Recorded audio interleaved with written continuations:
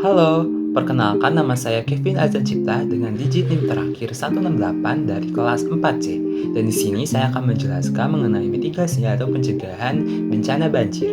Video ini saya harapkan bisa menjadi pembelajaran juga sebagai pemenuhan mata kuliah manajemen bencana. Hujan deras yang mengguyur kota Semarang selama 8 jam membuat sebagian besar kawasan tergenang banjir. Selain pemukiman warga, banjir juga menggenangi sejumlah ruas jalan protokol di kota Semarang. Banjir terjadi di berbagai wilayah di kota Semarang dan merendam banyak tempat tinggal warga. Warga mengalami kerugian tidak hanya material, namun juga fisik seperti terjangkit penyakit, bahkan hingga kematian. Tidak hanya di Semarang, di berbagai wilayah di Indonesia, banjir kerap mendatangkan bencana susulan berupa masalah kesehatan ke masyarakat. Masalah kesehatan yang timbul akibat faktor lingkungan yang rusak, perubahan keseimbangan ekosistem, kerusakan sarana prasarana yang menunjang kesehatan, hingga perubahan perilaku sehat. Ahli kesehatan masyarakat, khususnya pada bidang epidemiologi, berperan dalam mitigasi bencana banjir, terkhusus pada bidang pengendalian dan penanggulangan masalah kesehatan baik sebelum, saat, maupun setelah banjir. Apa itu banjir?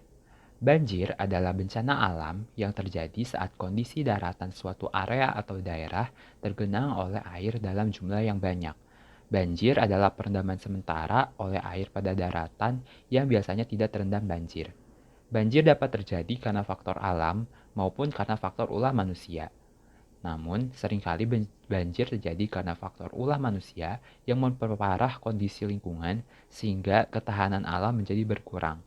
Faktor penyebab banjir diantaranya masalah drainase, minimnya daerah resapan air, manusia yang membuang sampah sembarangan, penebangan liar, hingga pembangunan pemukiman dekat aliran sungai.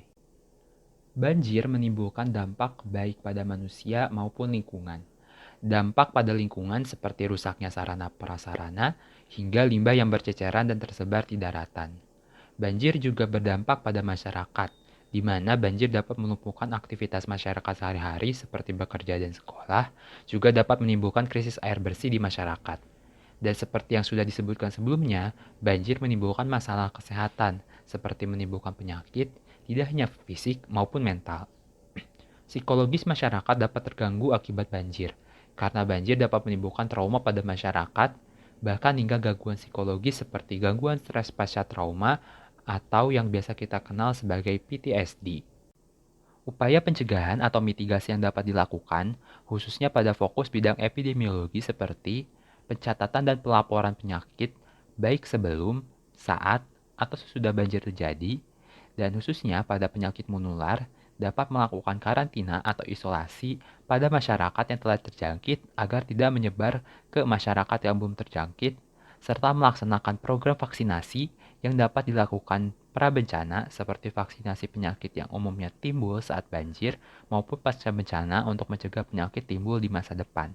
Selain itu, melakukan program screening dan testing untuk melakukan deteksi dini penyakit atau masalah kesehatan pada suatu populasi sehingga dapat segera diambil tindakan agar penyakit yang timbul akibat banjir tidak meluas. Jadi, dapat disimpulkan bahwa banjir sebagai bencana alam yang umumnya disebabkan oleh manusia dan menimbulkan banyak dampak merugikan untuk manusia pula. Salah satunya adalah masalah kesehatan.